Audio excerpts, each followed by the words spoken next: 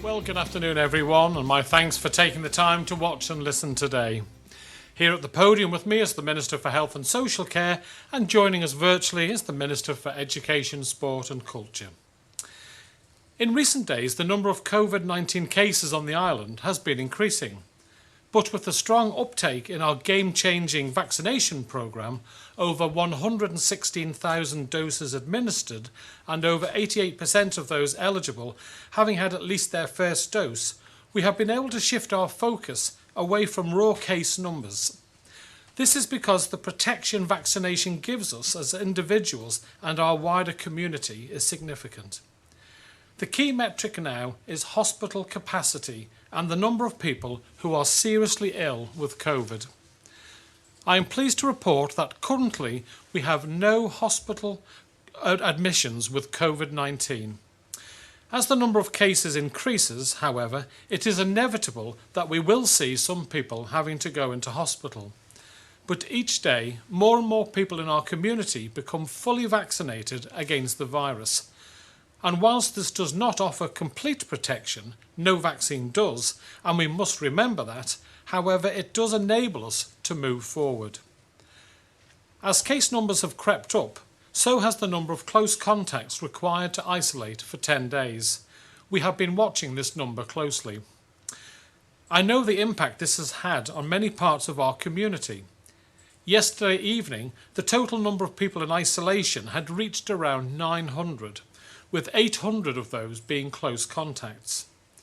Fully vaccinated close contacts have not been required to isolate for several weeks now, so numbers have been lower than they could have been. And whilst we have made massive strides in rolling out vaccines, we still have around 12,000 second doses to administer in the coming weeks. That is thousands of people who, if identified as close contacts, have been required to self-isolate. This has affected staffing, particularly for smaller organisations, with some having to temporarily close. And of course it has affected our young people and our schools. This has caused understandable concern. Government has listened to these concerns and we have acted on them. Yesterday we announced a change in approach to isolation requirements for close contacts who are not fully vaccinated. A new home testing scheme was launched, meaning an end to PCR testing and self-isolation for people identified as close contacts of someone with the virus, so long as they have no COVID symptoms. This is all close contacts, whether you live with someone who was tested positive for the virus or not. This is our policy going forward, but the change also applies retrospectively. This removed around 800 people from isolation yesterday evening, meaning that they were able to return to work and school this morning. Contact tracing will continue to take place and close contacts will still be notified. However, instead of being directed to isolate, they are now being strongly encouraged to take part in the free 7-day home testing scheme and to be extra vigilant for symptoms, of course. I must be clear that this change of self-isolation rules only affects those who are identified as close contacts. Anyone who is self-isolating because they have tested positive for the virus must continue to self-isolate in accordance with their direction notice. The home test kits called lateral flow devices are available in packs of 7 free of charge. Close contacts are encouraged to take a test every day for 7 days from when they are notified they're a close contact by the COVID 111 team. These tests are less intrusive on people's lives and minimise inconvenience whilst helping to keep us all safe. Test kits are first and foremost to offer close contacts peace of mind as to whether or not they are likely to have the virus. But the results also offer useful data for government in relation to monitoring the number of tests being used and the results. So we have launched an anonymous online reporting system on the COVID-19 website where close contacts can confirm their daily negative results. Anyone who receives a positive home test result or anyone who develops symptoms should immediately isolate and call 111, and they will be offered a PCR test. That's if necessary. If the PCR test comes back as positive, they will have to self-isolate for 10 days.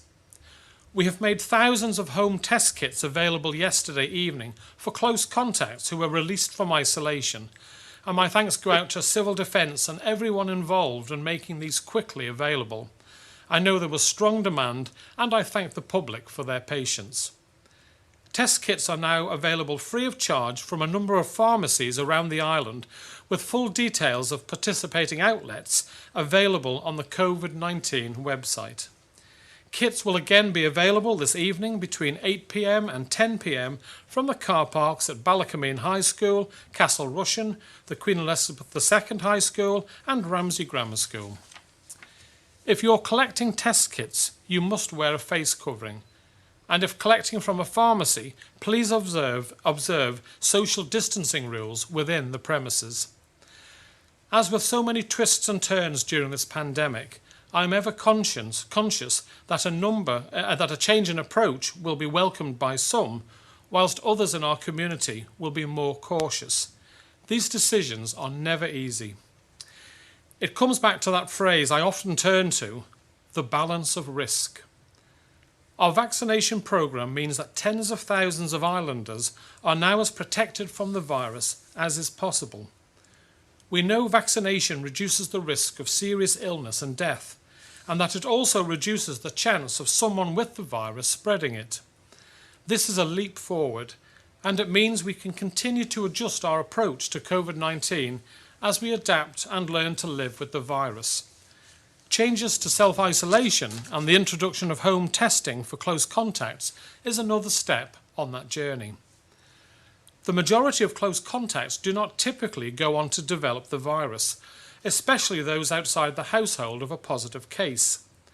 Therefore, we need to take a balanced approach to this, as we did when we removed fully vaccinated individuals from precautionary isolation. Whilst of course there is a level of increased risk from this approach, we are now at that point where we must take a more proportionate response to these risks. Personal choice, responsibility and judgment all remain important. If you've been identified as a close contact, think about how you go about your daily life in the 10 days after you've been notified.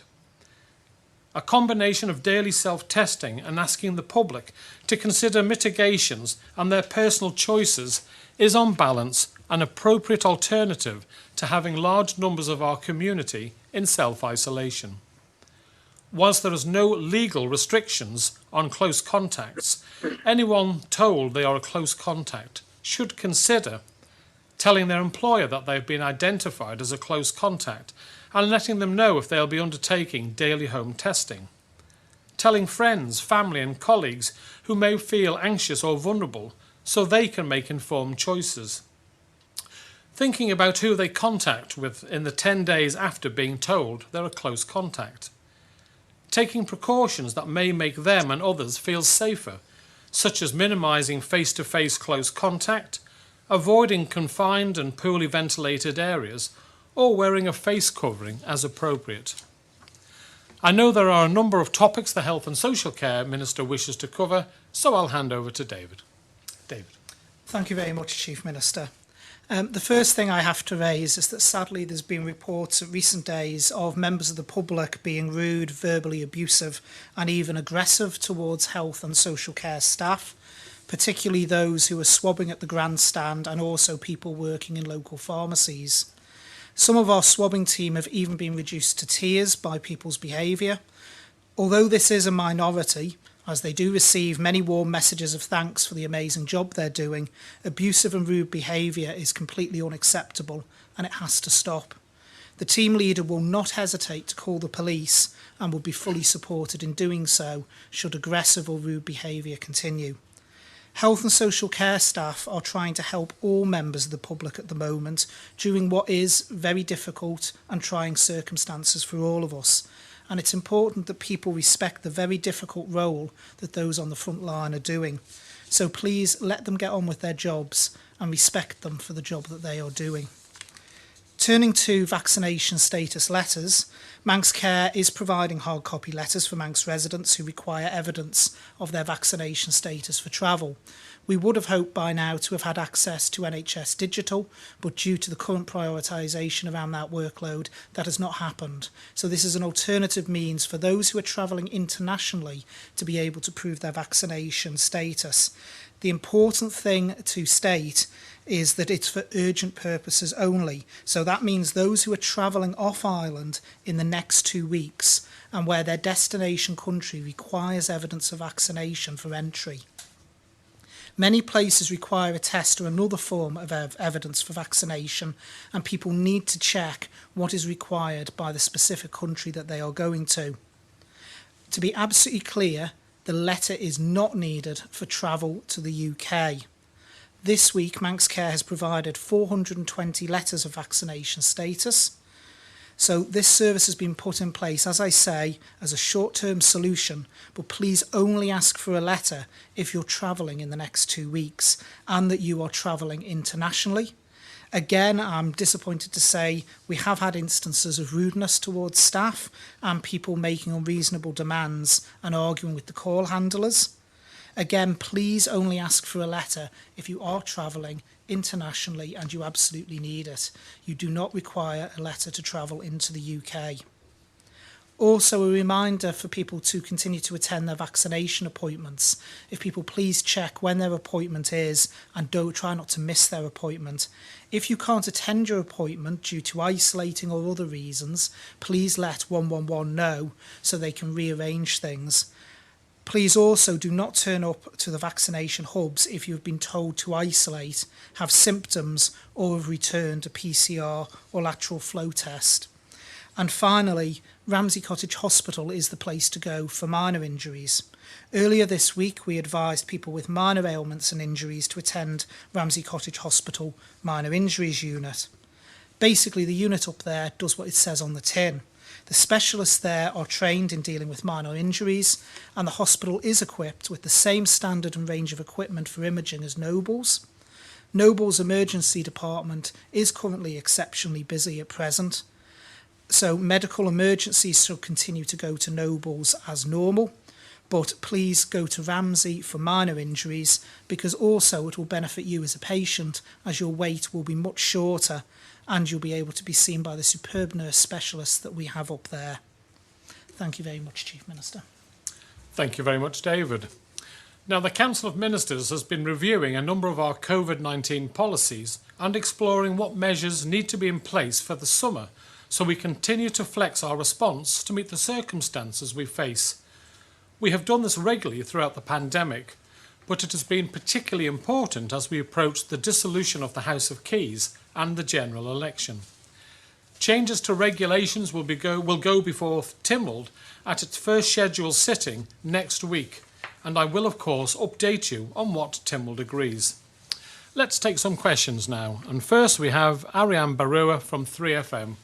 Good afternoon, Ariane. Fastyr mie. Good afternoon, Chief Minister.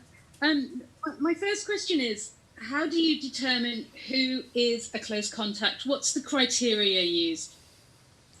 Well, we have a team of investigators who will speak to the person and decide over the course of the last few days who they've been with, how long they've been with, and they make that decision themselves. But I'm sure David can give a more detailed answer. Yeah, I'm happy to come in, Chief Minister. It's a various range of things and it's looked at on an individual basis. So, for instance, as the Chief Minister's just mentioned there, it involves looking at who people have been in contact with and how that contact's occurred.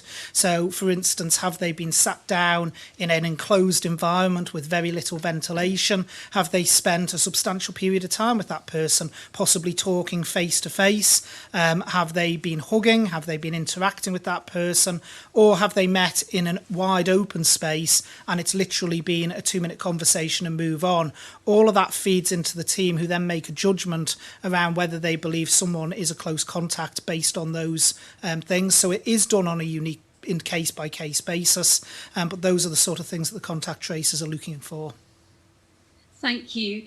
So just to clarify, if you haven't been contacted by 111 to say that you are a close contact, then you can assume that you're not. Is that right? That is correct. That's been exactly the same throughout the pandemic period. If you haven't been contacted by 111, then you don't have to do anything. Thank you. I just have one more question, if that's okay, from a listener who has called in. She is the mother of a newborn, and she's feeling pretty terrified about leaving the house. Could you clarify the government advice on protecting the very young now that the border restrictions have eased, please? David. Yeah, I'm happy to take that as well, Chief Minister.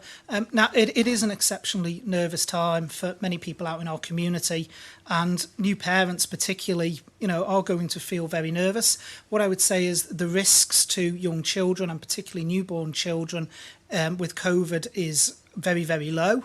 It doesn't mean they can't contract the virus, but they are less likely to do so, mainly because of their environment. A newborn baby tends to stay with the parent. So, in fact, actually any contraction is likely to be from parents passing it down. But the risks to children, particularly of that age group, are infinitely low. So what I would say is it's natural that people will be cautious, but the risks are quite marginal. If people are concerned, then there are measures they can take. So when they go into places, think about, is it a crowded place? Is the place well ventilated? So, for instance, if you're going into a cafe, are the windows open? Is the door open? You might decide you want to sit somewhere different depending upon the ventilation in that place. So keep your, wash the hands as always. And if parents are really concerned, they themselves may wish to wear face masks out and about. Masks do actually protect those around us, and there is some limited ability to protect the wearer as well. And more and more people may decide they wish to use face masks out and about with the current outbreak, and they should be applauded for doing so if they decide to do so. Thank you very much, Ariane. Now we turn to Paul Moulton from Isle of Man Television. Good afternoon, Paul. Fast am I. Hello there. I was hoping Dr. Hewitt would be with you today. A very important day to hear from her, really, but I understand she's not there. So I'll put this question to you. Are the medical advisors to Comyn 100% on board with the actions you're currently taking? Yes, they are indeed, Paul. I mean, David, you're in contact with them far more than I am. In terms of public health has been supportive, and public health has been at the Council of Ministers meetings when these decisions have been made. So Dr. Hewitt is on board? So the Director of Public Health has been involved in the decision-making process, and certainly she's not voiced to me concerns around where we're going. We have to remember everything that we do is a balance of risk, but the Director of Public Health has not opposed any of the measures that have been brought in. The medics too, though. Can we just be clear about this? The medical opinion is actually split, Paul, on all decisions. I'll be perfectly honest. There is a split in the medical opinion. Some medics don't think this is the right approach. Some think that it is, and that has been the same throughout the pandemic on every decisions that have made. There's some in the medical community who support certain decisions, and there's some that don't. You will remember during the main outbreak last year, there was one particular medic who took to social media, but there was other medics who were supportive of the approach. So it's not. I can't stand here and say it's 100% agreement, because that just wouldn't be true. But there are medics who support the route that we're taking. It's done on a balance of risk approach. And just the last part of that, the medical director is on board? So in terms of the medical director herself, her views have been fed into the process. She does have differing views in some areas, and again I've got to be perfectly honest on that, but we have to do things in Council of Ministers. We have to come to a conclusion listening to all individuals. So we have to listen to public health, we have to listen to the wider medical opinion, we have to listen to the medical director's opinion, but we also have to consider other things, because we're not just discussing the individual health of the nation. We have to look at figures around vaccination, we have to look at the economic impact and the social impact, and also the wider impacts of mental health and everything else, and from that Council of Ministers then comes to a view. Okay, and we're obviously seeing that in the UK that the wearing of masks continues in public transport, particularly in those sort of things. The government's putting on an event for Cavendish, albeit outside, admittedly. But is this a risk that we should be taking, or should everyone should be thinking carefully about going to any big events, be it inside, outside, with or without ventilation? Well, you're quite right, Paul. We are doing this, and we are asking people to take responsibility for their own actions. So if you feel that you have a severe health risk and you're concerned about going to a large area, such whether it be the football match, which happened not long ago, you need to decide, as where I'm going, is it safe for me to go there? So we're not saying you shouldn't go, but we say you should decide for yourself whether you want to wear a face mask. It's outside, so it's not going to be in a confined area where there's a greater chance of getting infection. These have to be choices for people, and wherever you go, whether it be a small cafe where it's poorly ventilated, or if it's, as David said time and time before, are the windows open, is the door open to get good ventilation around? People have to accept responsibility for their own actions, and I believe they will on the whole. So your advice, if you went to a supermarket, would you yourself put on a mask? I suppose it would depend on the number of people in there. If I went in, it was absolutely rammed, yes, I would put on a mask. I look forward to the day when I have time to go to a supermarket, Paul. But yes, if it was absolutely crammed, I would put a mask on. If it was pretty dead, and the odd time when I do go, I try and go when it's quiet to get a few bits and bobs. Mr. Ashford? Well, if you're in a superstore where there's a large volume of people, most definitely I, from this point on, will be wearing a mask, particularly if there's not ventilation. I don't believe it's a well-ventilated area. But again, this comes down to personal choice, Paul. People have to make their own assessments. So if shops differ. Shops are like anything else, they differ. You'll have some that have very, very good ventilation, wide open spaces with not a lot of people. You'll have some that are very enclosed, and people need to make a judgment call. Personally, where it's a crowded space with very little ventilation, I personally will be using a mask. Yeah. That takes in buses and things like that as well, I'm taking it. You'd suggest on public transport? Well, it's personal. At this moment in time, Paul, it's personal choice. If I was to go on a bus, I would wear a mask, but that's my choice. We're putting it down to people to think. And obviously, if there's only a handful of people on the bus, well, people might decide differently. But at this moment in time, it is down to the individual. But we have to analyse, Paul, that where our thinking had been previously, say, pre-vaccination, to where we are now, 90% of the population of the Isle of Man have had at least one vaccination. And therefore, the protection for, and especially our most vulnerable, I think, to have 2 jabs and 2 weeks apart, 2 weeks since the last jab, is in the high 90%. So we have to move forward. The risk changes, and we move tentatively forward. And I know people will be concerned. I get the emails and text messages, etc., as much as I'm sure the health minister does. But we have to move forward. We can't stand still. The number of people in hospital is at 0. The vaccination is rolled out to a high percentage of our island, and we're taking steps forward to get out of your lives. And we're asking people to think about yourself, to look after yourself with the ventilation, with wearing of masks. Washing hands, a very important thing. And because of good hygiene and more people washing hands, we've also seen a significant reduction in the number of colds on the island. But anyway, thank you very much for that, Paul. Now we move on to Dave Moore from Manx Radio. Good afternoon, Dave. Fastyr mie. Fastyr mie. Does the government know how many people in the island is isolating? Are you in a position to gather that data, or is it estimates and guesswork when it comes to making decisions with regard to isolation? Well, yesterday I was advised that there was 900, I think I gave it in my speech, Dave, that there was circa 900 people isolating, of which 800 were close contacts. So by making the changes we did yesterday, we instantly took 800 people out of isolation. That said, if you have COVID-19, then you must stay in isolation. I don't know, David, have you got any better numbers? No, the numbers change daily because obviously you've got people going into isolation, you've got people coming out. So during the main part of the pandemic, people may have heard me at this press conference give a figure, and there was a manual calculation done to get the figure each day. Currently, I believe it's done as and when required to get a figure, as they have for the Chief Minister's speech.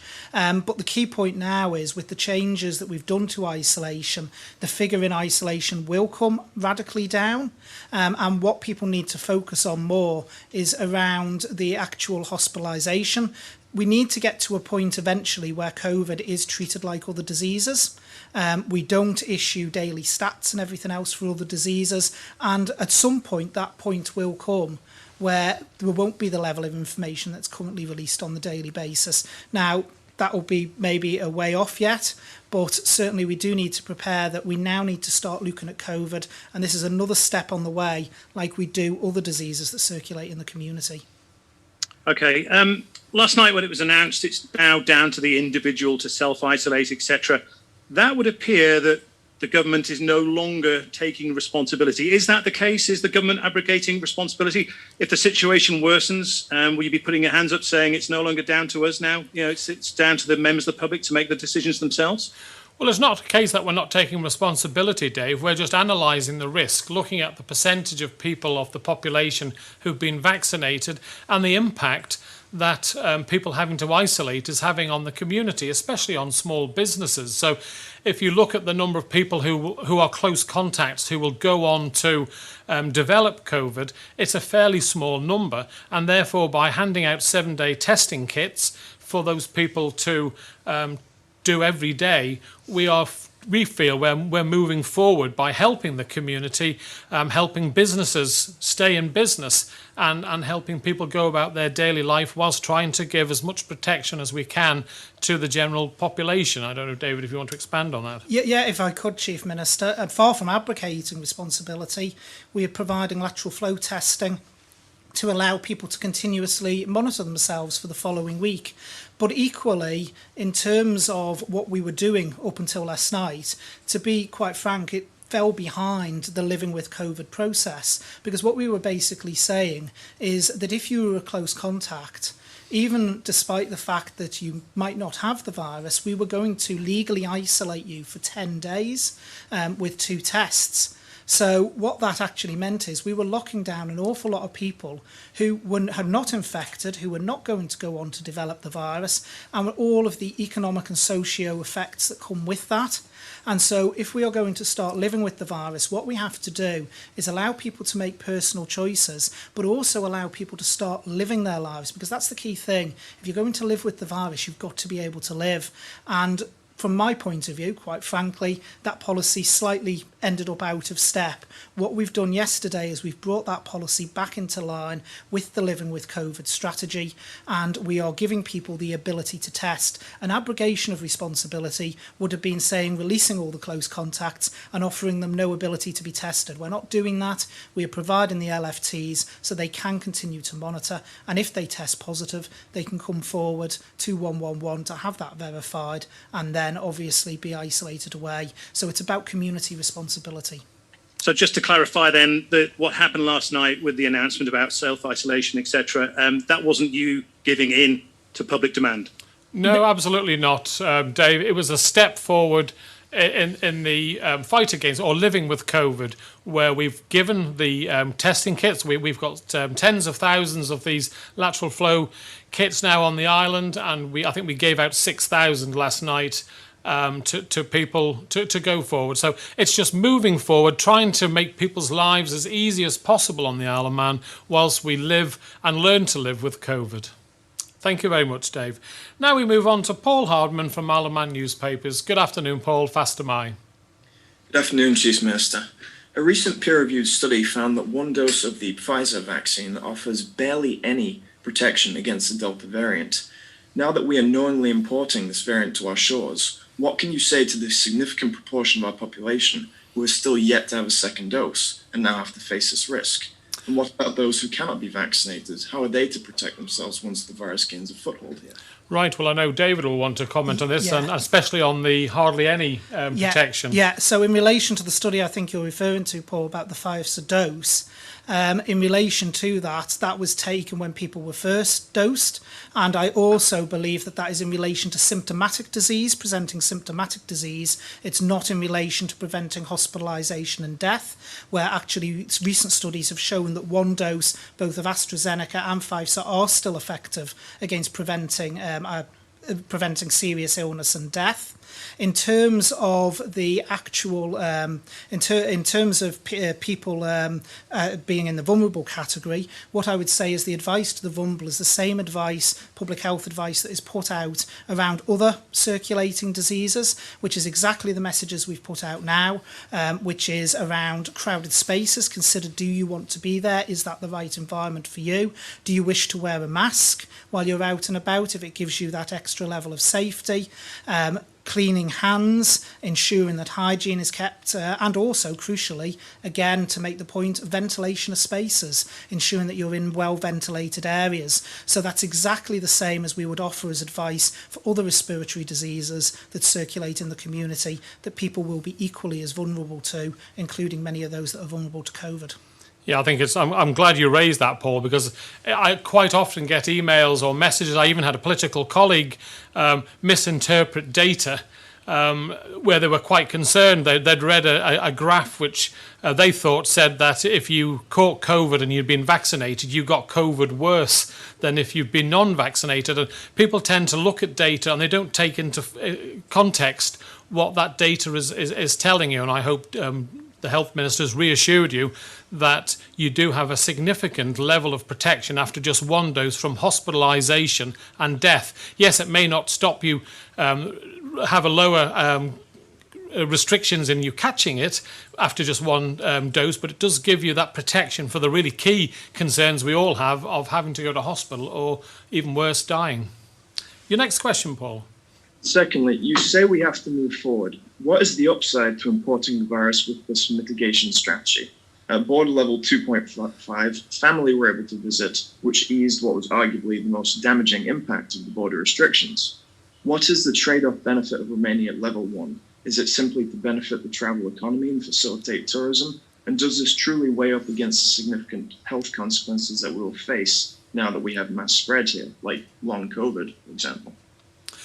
Well, I think you have to look at all the data again, Paul. If you look at long COVID, the data up to 12 weeks shows that 10-12% of the population, if they catch COVID, will have long COVID. But that's only 12 weeks. People like myself who've had it for over a year are down to about 2-3% of the population. So we are moving forward as we have more of the population protected with the vaccination programme. I think I said we're now over 116,000 doses on the Isle of Man, which means nearly 90% of our population have now been protected. We know that our younger population are relatively lucky, fortunate, that if they do get COVID, it's nowhere near as severe as those of us who are above a certain age. I don't know, David, do you want to add to that? Yeah, so this is another step that we've taken on the road to normality. And we've said all along that we would take steps. And I've always been quite honest, this was always going to be the most difficult part because the borders were and are still our greatest defence. And as we released those and started trying to move back to normal, that was always going to be the most awkward part. It was going to be the bit that made people feel most vulnerable and most uncomfortable. And that is why we have again been taking it a stage at a time. But as we come to live with COVID, we have to move on. We've always said one of the measures we would use is our vaccination programme. And the Chief Minister's laid out quite clearly there about the vaccination programme. We've got 88% of the population that's had one dose. 72% of the adult population has now completed the vaccination programme. And in fact, if you look at the vulnerable, so that's those over 50 and those who are clinically vulnerable and in care homes, etc., 93% of our vulnerable population came forward for a vaccination. And of that 93% that came forward, 96% have now completed the vaccination programme. So that puts us in a very different place to where we've been previously. And we have to remember again why we did and went through the lockdowns, why we went through that pain as a society. What we were doing was we were protecting the NHS to try and prevent it becoming overwhelmed. We know that the vaccination has a benefit there in preventing serious illness and ending up with people in hospital. And that is why that is now our measure. It's not around number of cases. And as I've said before, if you had 1,000 cases on Ireland, but all 1,000 of those cases were well in themselves, your reaction would be different to say if you had 30 cases and they're not well and they're all in hospital. So it's not around the numbers anymore. And it is sometimes hard, particularly since one of the driving forces and attentions over this pandemic has been on case numbers. And it's hard for me as well, I've said that before, to switch that mindset. We've now got to start thinking of this as we do with other diseases. And it's the outcome that matters. Thank you very much, Paul. Now we move on to Sam Turton from Jeff. Good afternoon, Sam. Nice to see you back in your chair. Thanks to my Chief Minister. I'm glad Minister Ashford talked about vulnerable people, because this morning we've had a selection of emails in from amongst other people, Tara, Fiona and Victoria, who have all touched on the same subject, that there are vulnerable children on this island who have not been able to get vaccinated. And they're concerned about not only their children being in school, but what happens over the summer if they can't go out and play with their friends, and also what happens next September when the schools go back. What are we doing to protect vulnerable children? And just as a further point to that, they've said that the British Medical Association has warned the UK government their plans are currently irresponsible. If we're following a similar vein of things, are we not irresponsible in ourselves of doing this when we have these children who are not yet protected? Right, well, I think I'll ask David to do an element of that, and then if we could hand over to Alex, the Education Minister. Yeah, if I could take it from the health angle before we pass over to Alex. In relation to children, even those children that would be classed as vulnerable, so with underlying health conditions, there's been various studies done around the world. There's been a very big study done in the US where they've had large numbers of children that have actually contracted COVID, so it's a very good population size to do it across. And even with the vulnerable category, the risk to children is exceptionally low. So should they catch COVID, it is much, much lower than adults, and in fact is in line with many other respiratory diseases that circulate. So it is natural, again, as I said at the start when we mentioned about the young baby and the new mother, for parents to be concerned. It's natural for parents to be concerned about their children, about the risks to them. But to emphasise again, the risk even to those in the vulnerable category of children is very low. As I've laid out before, exactly the same as we would advise for those with vulnerable children in any other respiratory disease outbreak.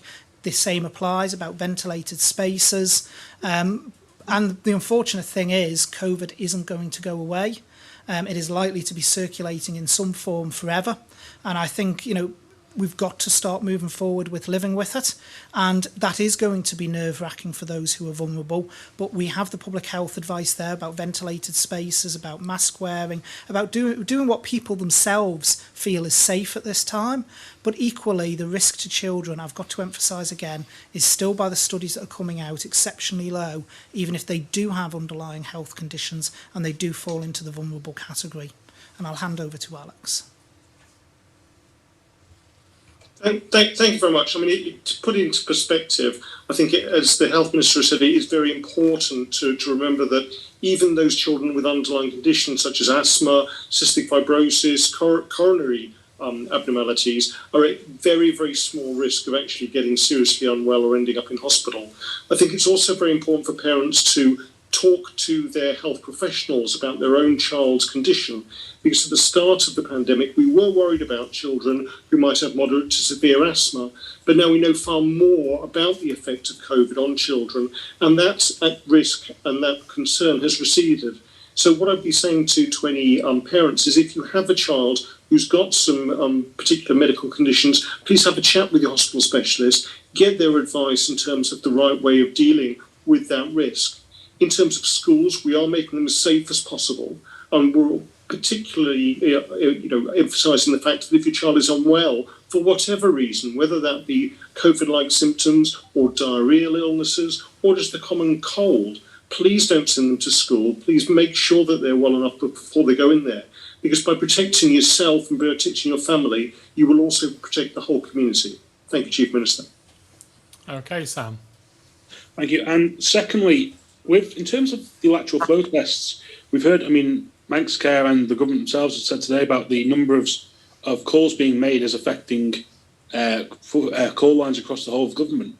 In terms of that, there's also an issue here where testing is now appearing to take longer. I've spoken to an MHK, they said one of their constituents was told to be a 4-day wait after a lateral flow test come back positive.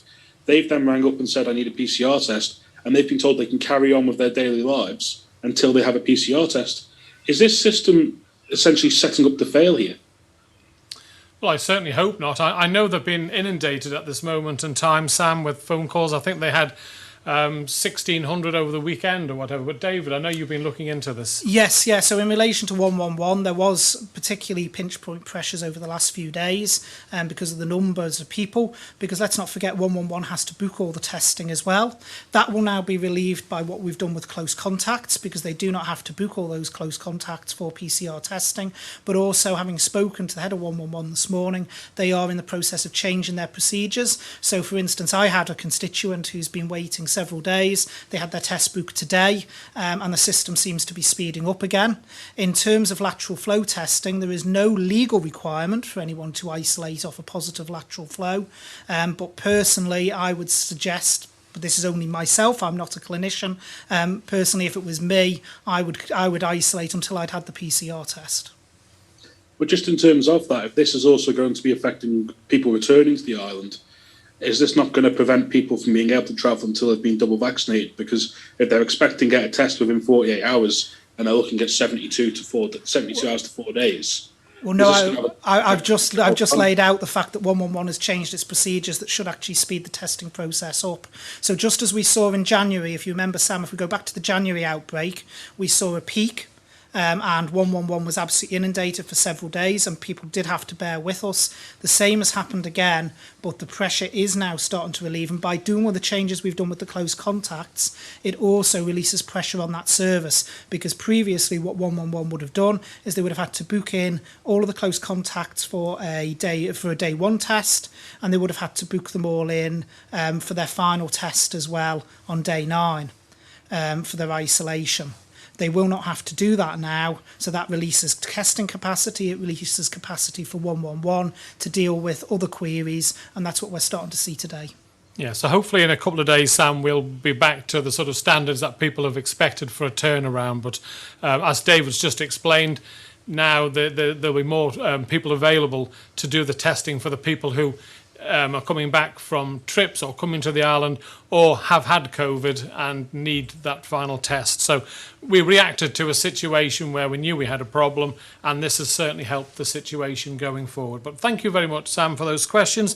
Last but not least, Alex Bell from BBC Isle of Man. Good afternoon, Alex. Fastyr mie. Good day. Earlier in this week, England's government scientists advised that people there could expect to see up to 200 daily deaths and up to 2,000 hospital admissions every day, that is, when restrictions are lifted there next week. Extrapolate those figures down to our population size, you do round out at about 1 to 2 deaths a week and more than a dozen new hospital admissions each week too. Is that living with it? Can the hospital cope with those numbers who might be spending a long time in hospital? And are you, as the leader of the government, prepared to accept that potential consequence? Well, that's UK figures. That's not what we've been led to believe. We have 200-300 cases on the Isle of Man at the moment in time, Alex, and we have no one in hospital, no one seriously ill. But I'm sure David, who will have analysed that data, will be able to give a more detailed informative comment on it. Yeah, Alex, that when you say scientists, you're referring to one particular piece of modelling that was done for the UK. Now, that modelling is not entirely accepted by everyone. In fact, there are people out there, such as, for instance, Professor John Bell, who advises the government who doesn't agree with that modelling that has come forward. And in fact, the real-world data isn't actually at the moment showing that in the UK. So, for instance, if the most recent set of data from the UK, the complete set of data is the 13th of July, so what's that, 48 hours ago, where there's 694,298 active cases. Of those, 3,615 are in hospital, so that's 0.52% of active cases. There's 522 requiring ventilators, and that's 0.08% of active cases. And the daily deaths as a percentage of active cases is 0.01. Now, that is the lowest these figures have been in the whole pandemic period. And as the UK vaccine rollout has gone along, you can actually plot it on a graph and see how it's fallen away.